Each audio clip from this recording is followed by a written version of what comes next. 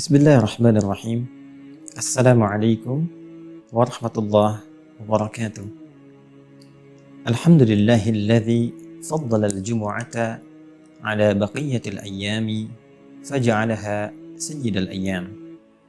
Wassalatu wassalamu ala rasulillahi alladzi ahya al-jumu'ata laylaha wa naharaha bisalihil a'mali.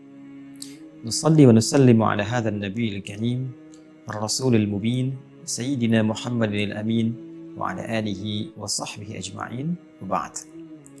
Saudara-saudariku, di antara sekian waktu yang dibentangkan oleh Allah Subhanahu wa Ta'ala, lalu disandingkan kemuliaan yang begitu istimewa di dalamnya, yaitu Jumat.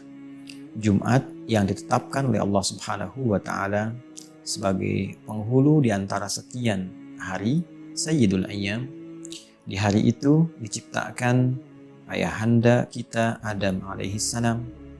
Di hari itu ditempatkan beliau di surga untuk menerima pelatihan sebelum turun menjalani misi di bumi. Dan di hari itu pula beliau memulai misinya di bumi, membawa sesuatu yang istimewa sebagai bentuk ibadah kepada Allah Subhanahu wa Ta'ala yang kelak diwariskan kepada anak cucunya, termasuk kita saat ini.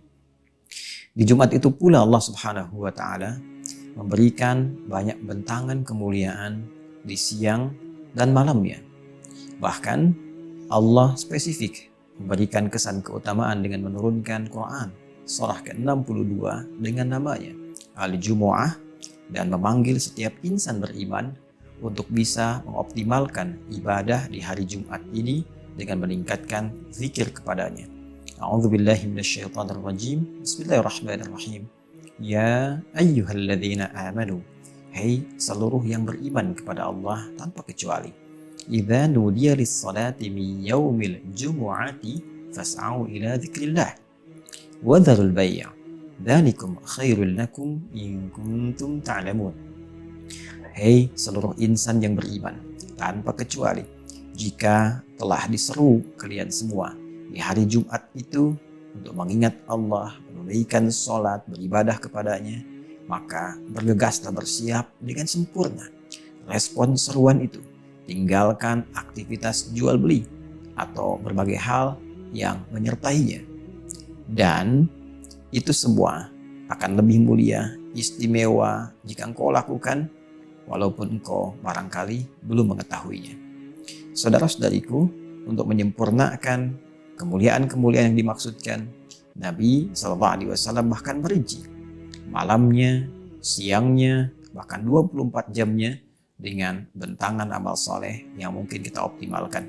Inilah yang ingin kita utarakan di antara sekian sunnah-sunnah untuk menghidupkan Jumat, baik malam ataupun siangnya. Yang pertama, kita bisa hidupkan dengan memperbanyak bacaan Al-Quran. Ada surah-surah yang bisa kita pilih.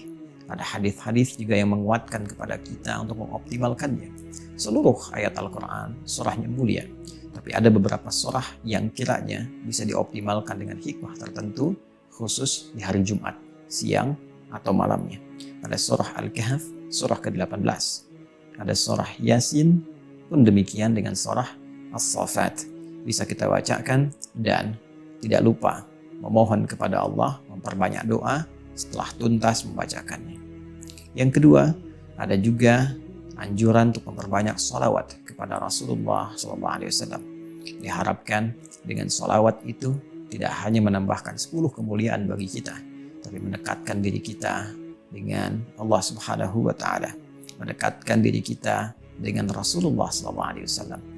Kedekatan kepada Allah dan Rasulnya ini yang akan memberikan jaminan kebahagiaan abadi baik di dunia ataupun di akhirat. Di hari Jumat pula ada tuntunan kepada kita untuk mempersiapkan secara sempurna penunaian sholat Jumat. Bahkan spesifik Nabi membimbing kita agar sebelum berangkat bersuci terlebih dahulu, mandi, kenakan wewangian, melangkah yang baik, masuk ke masjid dengan sopan, jangan pisahkan tempat duduk orang, tunaikan sholat dengan tenang, dengarkan khutbah dengan fokus. Maka siapa yang bisa menunaikannya, Nabi tegaskan, Dia berpotensi terampuni dosa-dosa yang pernah dia kerjakan di antara 2 Jumat. Bahkan di hadis lain, Nabi tegas menyampaikan keutamaan ini disandingkan dengan pemberian manfaat antar sholat, bahkan pemberian kafarat dari dosa antar Ramadan. As-salawatu ila salawat, al-jumu'atu ila al-jumu'ah, wa Ramadan ila Ramadan, kafaratun lima bainahunna. Sholat satu ke sholat yang lain di sholat fardu itu, Jumat ke Jumat, Ramadan ke Ramadan, berpotensi menggugurkan, menghapuskan dosa-dosa yang pernah dilakukan di antara jeda waktu-waktu itu. Saudara-saudariku, yang keempat, ada sesuatu juga yang sangat mulia. Di Jumat ada sekejap waktu yang sangat singkat dan dihadiahkan oleh Allah kepada kita agar digunakan untuk berdoa. Siapa yang mampu memanfaatkan waktu singkat itu untuk berdoa, bertepatan dengannya, sesuai adabnya, maka terjawablah doa yang ia mohonkan. Waktu ini banyak ragam pendapat dari ulama. Ada yang mengatakan di antara 2 khutbah. Ada yang mengatakan juga dan dikuatkan dalam beberapa riwayat waktunya ba'da asar menjelang maghrib. Maka biasakan berdoa, manfaatkan malamnya, subuhnya, siangnya, sorenya, menjelang ke maghribnya. Minta kepada Allah. Boleh jadi di antara sekian doa itu, itulah yang bersamaan dengan waktu yang dijanjikan. Allahumma kfina bihalalika an haramik, wa aghnina bi ta'atika an ma'siyatik, wa bi fadlika amman siwak. Di antara doa yang diajarkan, mohon ya Allah, cukupkan kepada kami segala yang halal darimu, jauhkan dari yang haram. Ya Allah, kami mohon kepadamu, anugerahkan segala kemuliaan kepada kami ya Allah, dan jauhkan dari segala yang buruk-buruk. Ya Allah, jaga kami untuk taat kepadamu, dan jauhkan dari tindakan-tindakan yang tidak engkau senangi. Dan yang terakhir, untuk meraih keberkahan di Jumat itu, yang kelima juga dianjurkan untuk memperbanyak sedekah, baik berupa harta benda dengan uang misalnya, atau bisa jadi dengan makanan, pakaian, atau apapun yang kiranya baik untuk bisa dibagi sebagai gambaran ketaatan kita kepada Allah Subhanahu wa Ta'ala. Selamat memperbanyak amal sunnah. Semoga diterima dan diikhlaskan oleh Allah Subhanahu wa Ta'ala dan menjadi penghapus dari dosa-dosa yang pernah dilakukan. Allahumma taqabbal minna innaka antas sami'ul alim wa tub 'alaina innaka antat tawwabur rahim. Sallallahu alaihi wasallam Muhammad wa ala alihi wa sahbihi ajma'in. Wa akhiru da'wana alhamdulillahi rabbil alamin. Assalamualaikum warahmatullahi wabarakatuh.